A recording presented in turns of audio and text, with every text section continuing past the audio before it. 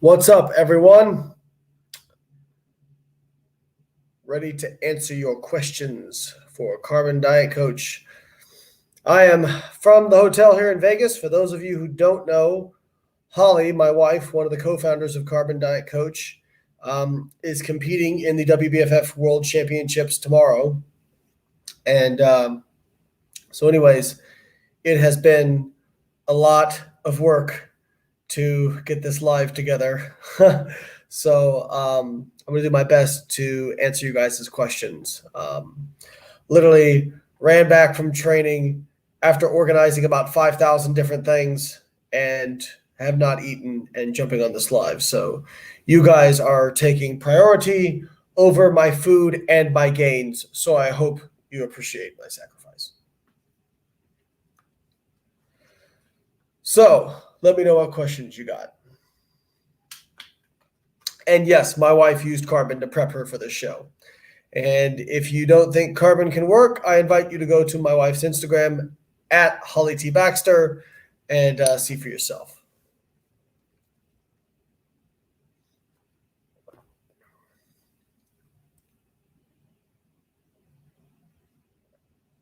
Just downloaded the app. Love it. Awesome. And guys, if you can drop the questions in the question box, that would actually help because then I can bring them up on the screen. If you're on Instagram, that is.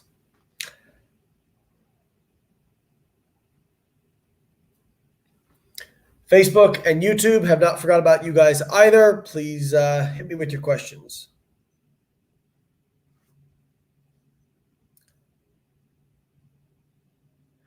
What category is Holly competing in? Holly is competing in what's called Fitness Diva, which has basically it's much different than like figure or bikini. It's very like there are really very little similarities other than all those girls are in pretty good shape and low body fat. So they do a bikini round, but the bikinis are like all glammed up. You guys don't even want to ask me the cost of doing these shows. They are astronomical. Just the bikinis and the theme wear alone are thousands of dollars. First world problems. Anyway, so they have a bikini round and then they have a theme wear round. And the theme wear round is like basically, if you could think about like a figure show on this end and then Victoria's Secret one-way model on this end, this would be somewhere in the middle.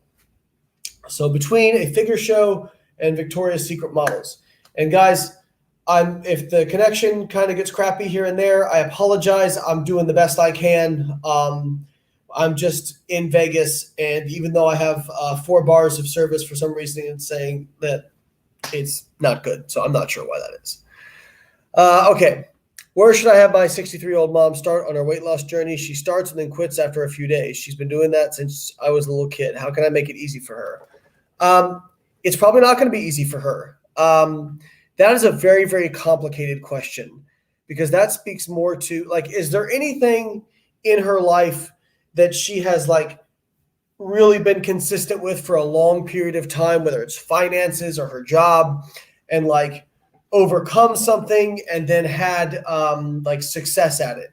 Because I would relate the behavior she used to be successful at that to be successful at weight loss, because at the end of the day, it's completely this is a mental game, because people know like if you quit, you're not going to get what you want, period. So why quit and then keep starting over? Like if you didn't quit in the first place, you wouldn't have to start over. People know that, but they do it anyway.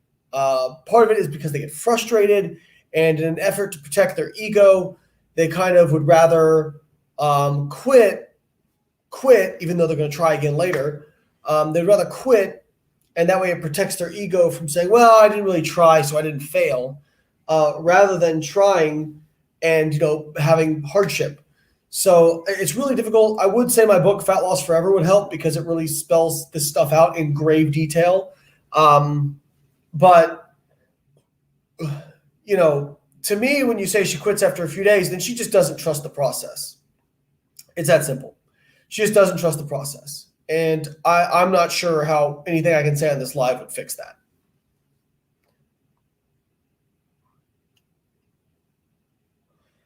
Uh,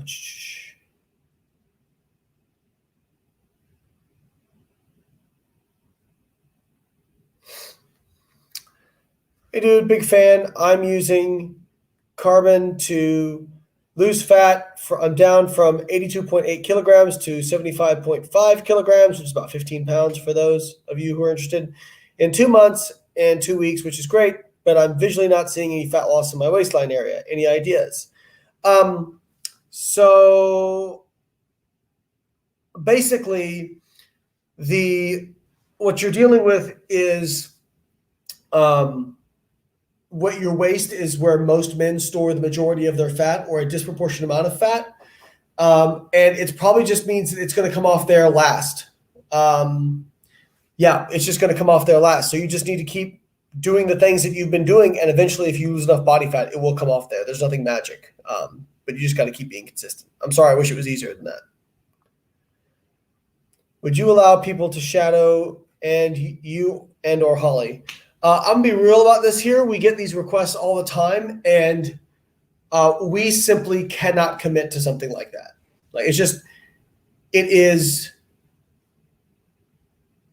We operate at 100% capacity 100% of the time. I cannot begin to describe to you how busy we are. We wake up in the morning and immediately start working. Like literally as soon as we wake up, we're like, as we're getting ready, we're responding to messages. On the way out the door, we're responding to messages. As we get to the gym, we're warming up. We're like bringing up our protocols and stuff. And then we're also responding to messages from business partners. And I'm responding to the nanny and therapist for my son and all this kind of stuff. And then once we're finished with training, we go straight to work, and then we work until it's some dark, ungodly hour outside. And then we go home, and we usually pretty much maybe have 30 minutes to ourselves, and then we go to bed. So adding something on top of that is just not something we could do at this point. You might say, well, I just want to watch you. There's no way you could just watch us and pick up stuff. We would have to explain it to you. And I'm afraid at this point, we just don't have the bandwidth for that. So I'm sorry, very flattered that you would want to do that, but that's just not something we can accommodate.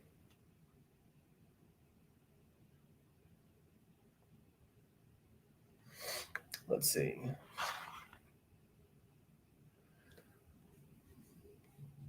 Here's a question from Facebook. Hey, Layne, why does it take women so long to lose fat and so fast to gain it back? Thank you.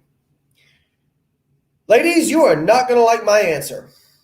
So there was a recent study that came out which confirms all the other studies that have been done on this, which is the following. Women, even up to the age of 60, do not have slow metabolisms. They have the same metabolism as a man, just a little bit slower, just less, because they have less lean body mass, their absolute rate of metabolism is lower, but based on their amount of lean body mass, their metabolisms are not slow. And that is true even up to 60 years old. And even then, the people who are over 60 years old, it's likely that their total daily energy expenditure only decreases because they don't have as much energy and simply don't move around as much. I'm sorry, your metabolism is not slow. Not likely. There are people who do have slower metabolisms than others, but on the whole, females' metabolisms are not slow. And I feel like if you talked to, so there was even a study where they took women who swore up and down that they were not losing weight on 1,200 calories per day and that they had a slow metabolism. And they put them in a metabolic ward. And what they found was that not a single one of them had a slow metabolism. What they did find was that almost all of them underestimated the amount of calories they were consuming by 50%, and almost all of them overestimated the amount of activity they were doing by 50%. I'm not saying that there's no people with slow metabolisms, but it is not a problem for the vast majority of people. Now, so why do women feel like they have more trouble losing fat? It's a lot of reasons. The first of which being they tend to be a little bit less active than men. The next one is women, because they have been trying, many of them have been trying to diet for so long, they've developed very poor habits around food. And a lot of women suffer from binge eating disorder. Many. Like I would say in the fitness industry, well over 50%. And I would say in the general population, probably as much or more than 25%, at least at some point in their life, have dealt with binge eating. And so what happens is they restrict themselves. They feel like they're eating very, very low calories until they can't anymore and they binge and blow out. And in reality, they're like, well, I'm eating 1,200 calories a day, but then they're blowing out 4,000 calories on the weekend. And in reality, their average calorie intake is closer to 2,000 to 2,500 calories per day on average. And they're not losing weight. And they're saying, why? I'm working so hard. Well, it's those couple days where you're binge eating that's stopping you. Women also tend to be poor estimators of food intake on average. So obese women underestimate their caloric intake by 70%, whereas obese men tend to only underestimate by about 50 to 55%. So multifaceted, many reasons. And I'm not doing that to minimize how women feel, but just fluffing you guys and telling you that, oh, yes, you do have slow metabolism and, you really, there's not much you can do about it other than this hack. Like, I'm not going to do that. That's just BS.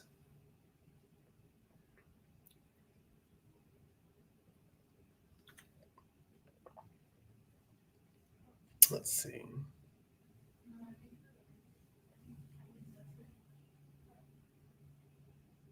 Sorry, I'm just looking at questions. I'm using the Carbon app and I'm not sure what I should select regarding describing my lifestyle. Well, it describes the different options in there. If you aren't sure, just be conservative. If you think, well, maybe I'm light activity, but maybe I'm moderate, then pick light. And you know what's going to happen? It doesn't matter because at the end of the day, the app is going to watch how your body responds, and then it's going to adjust those macros anyway to be in line with your goals. So even if you pick the complete wrong one, after a few weeks, the app's going to get it right. So just pick one and be consistent.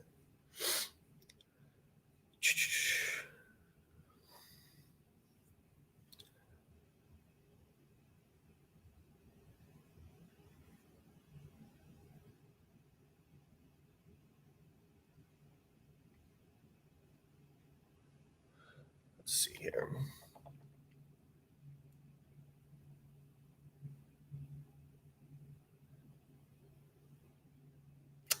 That doesn't make sense. That doesn't make sense. That doesn't make sense.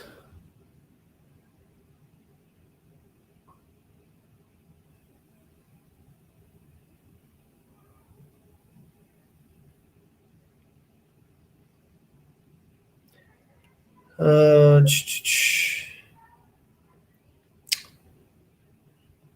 A lot of questions about compliance. Can I say I've been compliant if calories are good, but the macros are slightly off, protein too high, fat too low? Listen, checking compliance is like tax write-offs. Tell you something a good accountant once told me. You can write off whatever you want, but if the IRS comes calling, you got to be able to justify it. Okay? Listen, you can click compliant to whatever you want. But just don't be mad if you're not getting the results you want if you're not really compliant. So I say, listen, the most optimal one is all three macros are dead on, calories are, in there, you're all lit up green, that's good to go. But if you're hitting protein and calories, okay, yeah, you could click it, you click compliant. But if you're not getting results, is it really the app or is it you? Just being real with you. Just being real. Is the UK carbon $10 a month or converted to pounds? So it's $10 US per month, and then the App Store does whatever conversion and taxes that particular country provides. People get all bent out of shape with us, like, well, over here in whatever country, this is more money. Well, I'm sorry, it doesn't change our expenses. And additionally, the App Store sets the price. Like if we put it in for a certain amount US, not much we can do about it.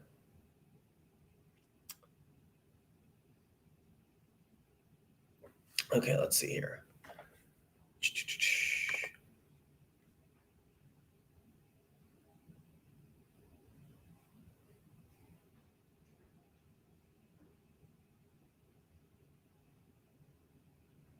That's not an actual question. Okay, sometimes you guys say you ask questions, but then they're just statements. So I'm not really sure what to do with that. So make sure that it's a question and not a statement.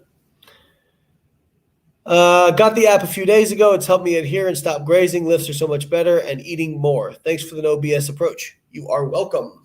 Thank you.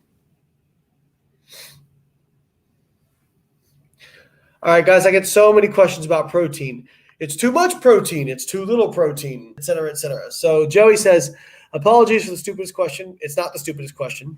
I want to burn fat but gain muscle. When I do fat loss on carbon, and the coach has me at 1 gram protein per pound of body weight. Should I up the protein? Listen, guys, this is such a popular thing with body recomposition. I am going to tell you right now that if you try to chase 2 rabbits all the time, you will more than likely catch none. Now, are there people who are able to lose some body fat and gain some muscle simultaneously? Yes. I have yet to meet somebody who is not obese and not a beginner and not on steroids who gained a significant amount of lean body mass and lost a significant amount of fat. I have yet to meet him. Listen, when I started lifting, I was 140 pounds. Do you think that I wanted to lose fat? Of course I did. Did you think I wanted to gain muscle? Of course I did. As we stand now, I am 208 pounds and about as lean as I was when I started. I couldn't have just recomped my way here. I'm sorry. I don't care what influencer says what. You're not going to recomp your way to an impressive physique. Not in my opinion. Now, if you're obese and you're just starting out lifting weights, yes, because if you're obese, you have such a reservoir of energy to draw from. Your body doesn't sense a deficit the same way. And then in terms of when you're just starting out, the signal for growth is so powerful that you are going to gain muscle regardless. But if you don't fall into those categories, or the category of you're on steroids, if you don't fall into one of those 3 categories, I'm sorry, you could gain like a little bit of lean body mass and lose a little bit of fat here and there, but it's not going to be something that's like you're going to change your physique. I'm sorry, I don't care what anyone says. Maybe there's a few genetic freaks out there that can do it. But there is a reason that the best drug-free pro bodybuilders, without exception, take long off seasons of years eating in a surplus to gain muscle. So hopefully that answers your question. As far as increasing protein, there is no evidence that you need to go above 1 gram per pound of body weight, or very little evidence. If you want to up it to 1.5 grams per pound, sure. Are you going to gain more muscle from that? I doubt it. And not a bunch more muscle. So this whole body recomposition movement has been propagated by people who are telling you what you want to hear so that they can then take your money.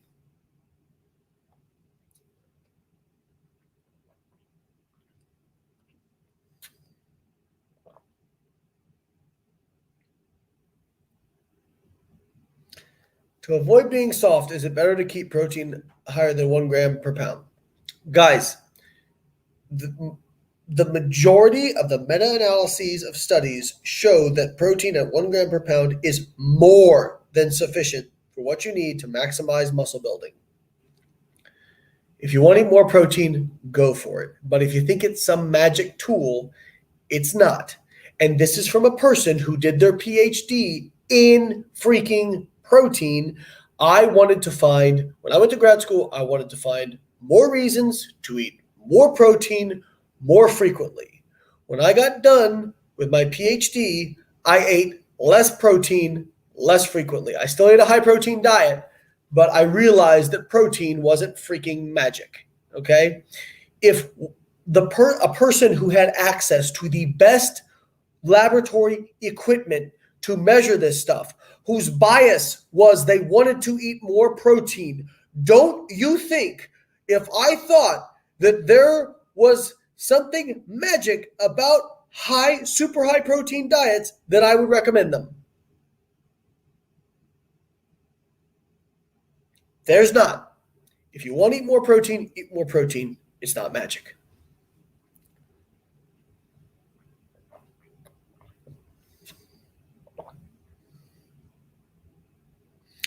Any thoughts of a family plan to play a little more but multiple accounts? I want to get my wife on this.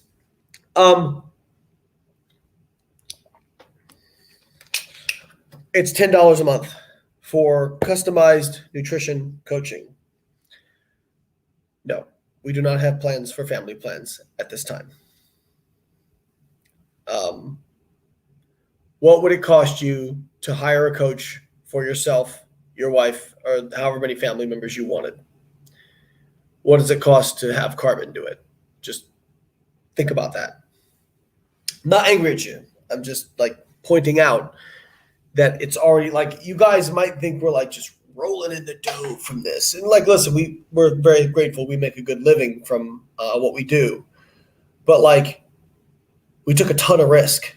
It took a ton of time. It took years to build the app and design it and do all that stuff. You guys don't see any of that. You just see the finished product. You don't understand what's under that and how much time it took. So we need to charge to make a living.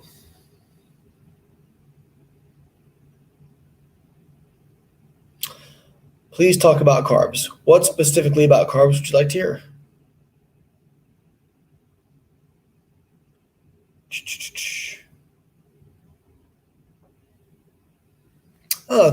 Thank you guys. I'm glad you guys find a really good value in that.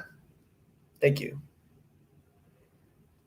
Why do you keep forgetting about buying the year up front? It's so much cheaper. It's just easier to say $10 a month. Yeah, if you buy the year up front, it's like $6.67 a month. So yeah, if you want the family plan, buy a year for both you and your wife. There's your family plan. All right. Let's see what other questions we got. I see some questions about Team BioLayne coaching here, guys. Guys, this is a Carbon live. This is not a BioLayne live. So these are separate businesses, and I'm not able to answer those questions on this live. If you're interested with anything BioLayne, you can contact us through the biolayne.com website.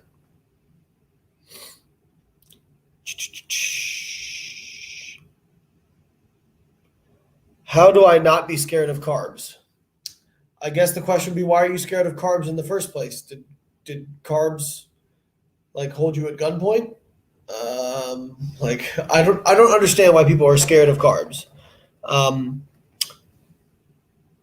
If you keep carbs high consistently, will your body even out the water retention? Guys, the idea that carbs make you hold water, they make you hold glycogen, which is water retention inside the muscle cell, which makes you look good, not bad. If you're looking bloated or softer, that's because you have likely gained body fat, at least in the short term, and that's because you've eaten too much overall, not because of carbohydrates specifically. I mean, as far as like how not to be scared of them, I just don't know. Like, if you're scared of them now after like hundreds of studies on this, I'm not sure what to tell you to not be scared, to be quite honest.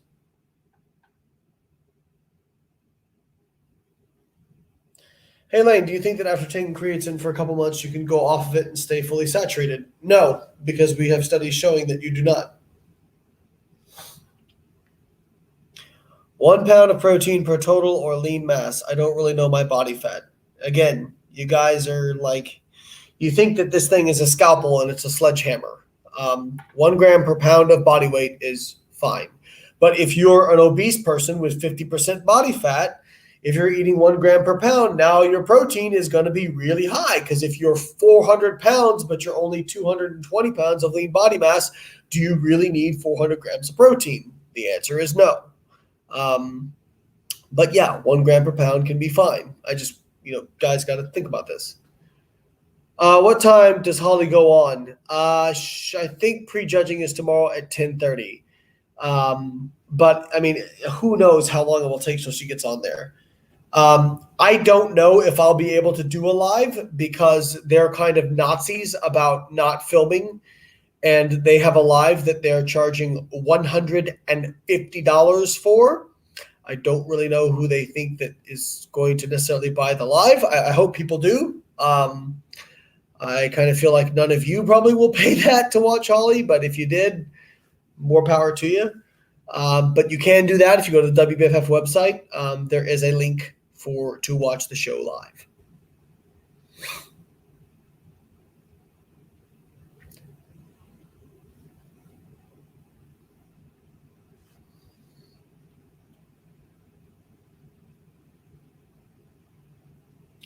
If I can film it, I will film it, but I can't make any promises. Last time I got threatened to get kicked out. Let's see here.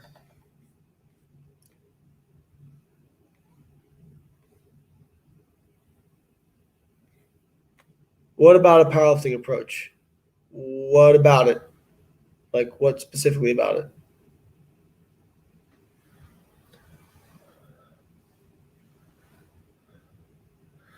Hello from Australia. Hello. I'm very sorry for your tyrannical government. Hopefully, you are doing okay over there. I'm trying to lose the last 5 kilograms again, plus maintain the muscle I have. Selecting fat loss. Do I have to do more cardio to be effective? I much prefer weights. You don't have to do cardio. You don't have to do any activity to lose fat, or any purposeful activity to lose fat. But it just means that you'll be eating less if you're not doing activity. So it just depends on what you value. If you've already gotten your resistance training in and you would like to be able to eat more, you could do more cardio. Or if you hate cardio, you don't have to do it. It just means you'll probably be eating a little bit less.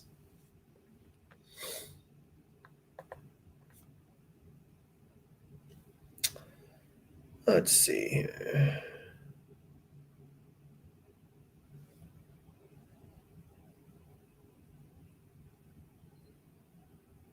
Does carbon use total carbs or net carbs? It uses total because net carbs are marketing horse crap. Just because they're not absorbed as a carbohydrate does not mean they're not fermented by the lower GI and then turned into short chain fatty acids and into the bloodstream, which you still get calories from. So we count all carbs.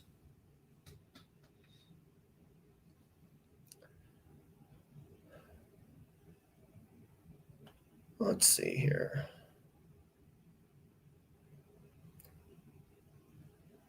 How often should I take a diet break? Powerlifting 4 times a week, losing 0.7 kilograms per week, 20% body fat. There are no established best practices for diet breaks. It's kind of you can take one if you want. Guys, diet breaks aren't magic. Again, I feel like I say this every time. It's not magic. Not magic. Hey, Layne, what about this? What about that? It's not magic. Not magic. Not magic. Listen, if a diet break helps you feel better, like you can schedule, if you're powerlifting, you can schedule around your more challenging training blocks, those sorts of things. It's all good. But you don't need to take a diet break. If you want to take a diet break, you can. I tend to take a 1 to 2 week diet break every 2 to 4 weeks of dieting. You don't have to do it like that. You can do it however you want. There's no magic to it. It's all about compliance. Compliance is the science. If the diet break helps you be more compliant, do the diet break.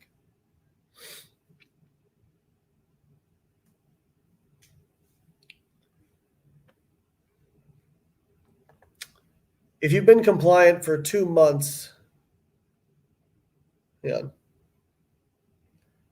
Much love from Australia. Much love to you guys. I miss my Aussies. I wish I could come over, except Australia says that I would have to quarantine for 2 weeks, even though I'm vaccinated.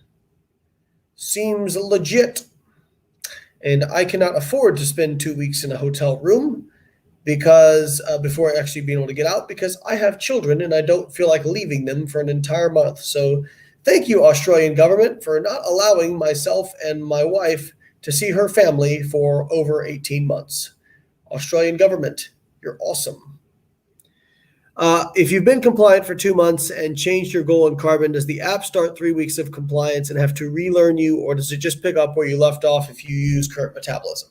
It's going to pick up where you left off. So it's going to use your estimated metabolic rate to basically come up with the deficit or surplus that you're going to use.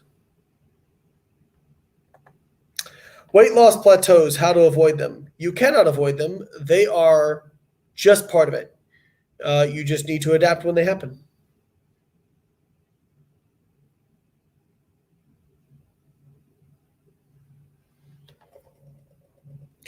Does diet food affect a lactic acid buildup? No, not really. I'm not sure why you're worried about lactic acid.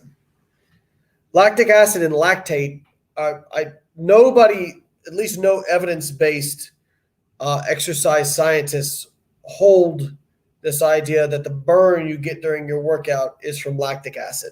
It's not. It's from metabolic byproduct accumulation locally, intrinsically to the muscle. Otherwise, if it was lactic acid, which is shuttled into the blood as you turn pyruvate into lactate, you would burn everywhere, and that obviously does not happen.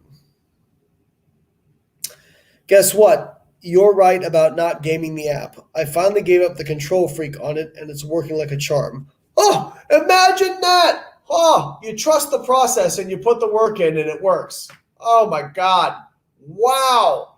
I feel like somebody's been saying that for a while. Good. I'm glad that you're getting results. That's awesome.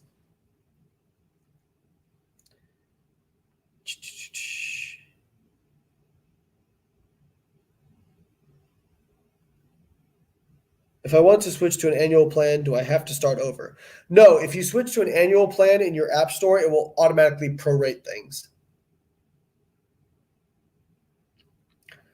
Cholesterol, individual numbers or ratios more important for overall health? What's most important is probably your total LDL number. HDL is not anti-atherogenic insofar as we have done studies where they give people drugs that increase HDL and it does not appear to reduce heart disease risk.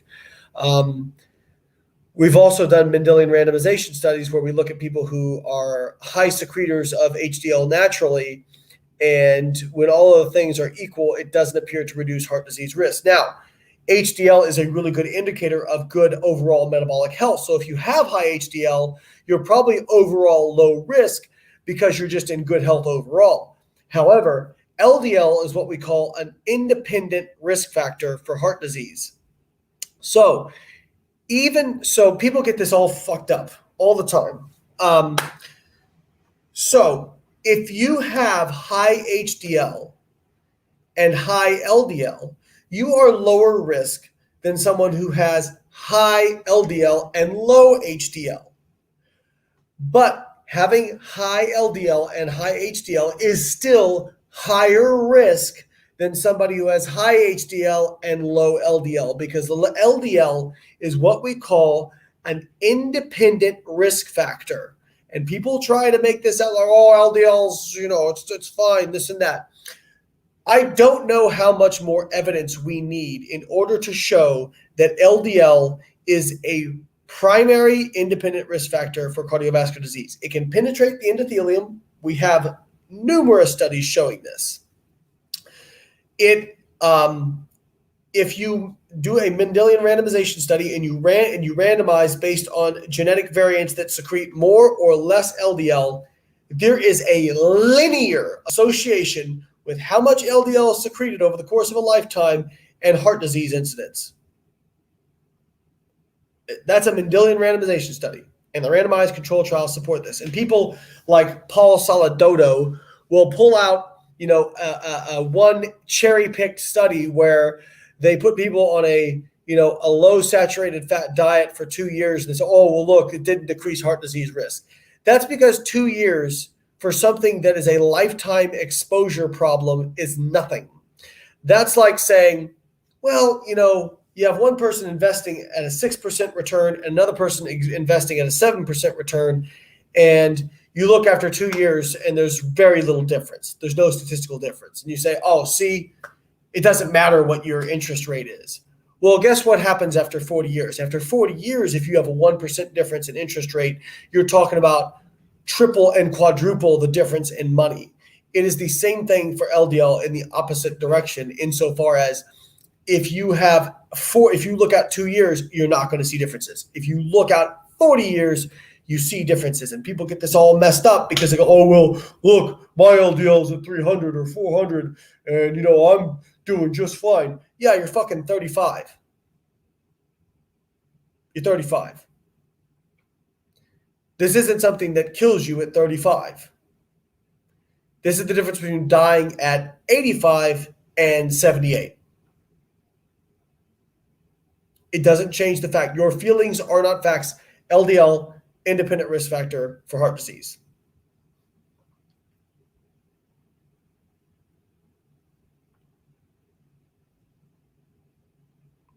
I thought HDL over 60 was considered one preventative factor for cardiovascular disease. Again, HDL is an indicator of metabolic health. So if you have high HDL, it means that you are typically in very good overall health. But in studies where they give people drugs that increase HDL, they do not see reductions in heart disease. That means that HDL is not a primary risk factor or risk modifier for heart disease.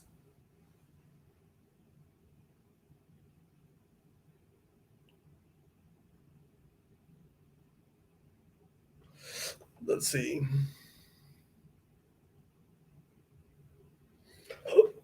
Any chance Carbon can eventually have an option for coaches and their clients? Yeah, in a few years, maybe. We would love that, but it's not. There's bigger priorities at the moment. And you guys have to understand that doing this stuff as a small company that's done debt free, with no investors other than ourselves, it is a monumental amount of work. So we are working as quickly as we can. We are not MyFitnessPal. We don't have $500 million at our disposal. How long can you stay fully saturated after going off creatine, assuming you were fully saturated to begin with? Couple days, because it's like if you're fully saturated and you stop taking it, immediately you're going to start slowly losing some. So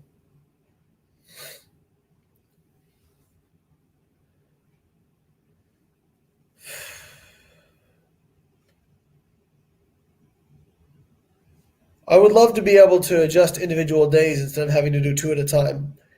You cannot adjust one day in a planner without adjusting other days. That's not how this works. That's like saying, man, I would really like to adjust my budget on one day and not have it affect other days. Well, if you're operating on a weekly budget, if you spend more money on one day, that means you by default have to spend less money on another day. Does the app provide supplement recommendations? No.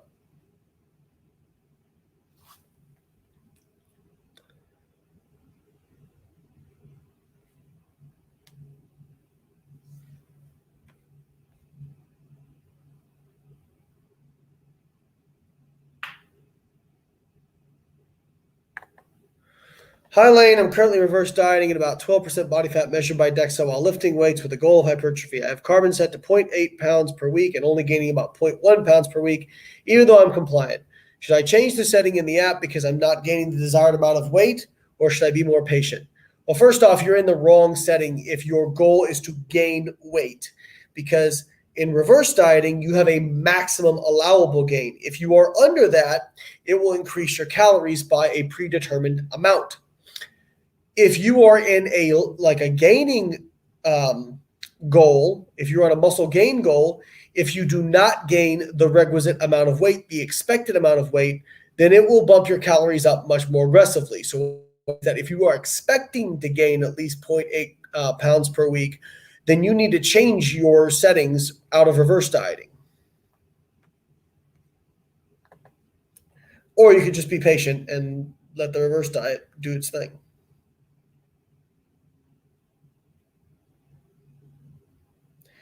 Okay, so this goes back to adjusting 2 days. So how do you handle heavy workout days and wanting higher carb load? You eat more calories on that day, but that just means you have to eat less calories on another day. Trust me, I would love to just eat high calories every day, but that's not how this works.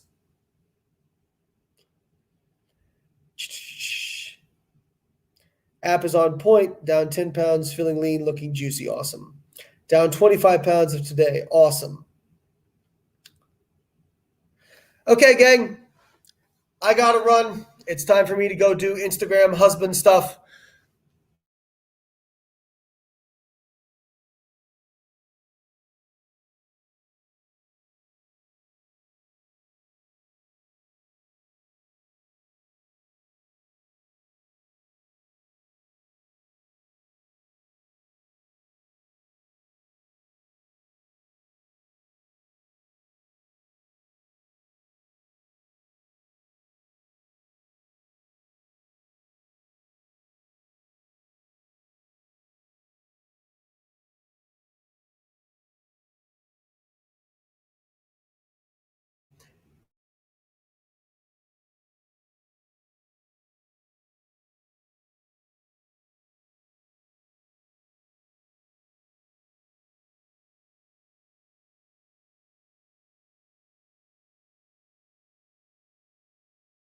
Um, use that. If you get a chance to check out Holly this weekend, follow her, Holly T. Baxter, and hopefully she'll be taking home a crown. And we'll see you soon. Much love to you all. Have a great weekend.